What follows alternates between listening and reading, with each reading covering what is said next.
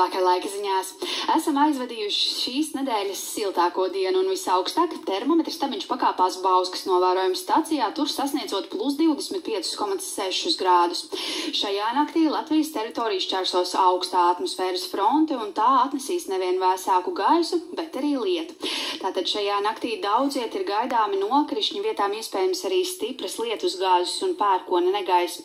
Rīta dienā lis galvenokārt Latvijas austrumos, bet arī citos reģionos iespējams īslaicīgs lietus.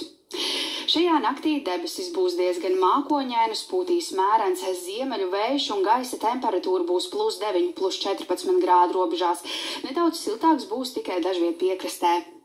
Rīt dienā jau maksimālā gaisa temperatūra nepārsniegs plus 15, plus 19 grādus. Dienas pirmajā pusē aizijošā nokrišņu zona vēl atnesīs lietu Latvijas austrumos, bet uzlīs arī citos Latvijas reģionos. Tomēr dienas gaitā debesis no ziemeļa rietumiem pakāpeniski skaidrosies.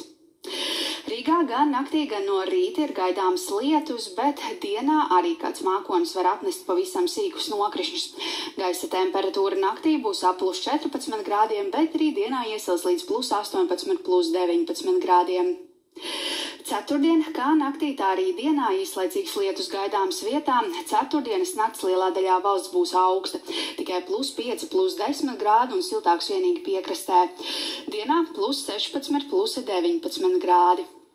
Piektdienas naktī mākoņu lietu atnesīs vietām, bet dienā plašākā teritorijā. Gaisa temperatūra naktī plus 7, plus 13 grādi, bet dienā plus 15, plus 20 grādi. Šobrīd laika ziņās tas viss. Ar labvakar! Ar labvakar, paldies!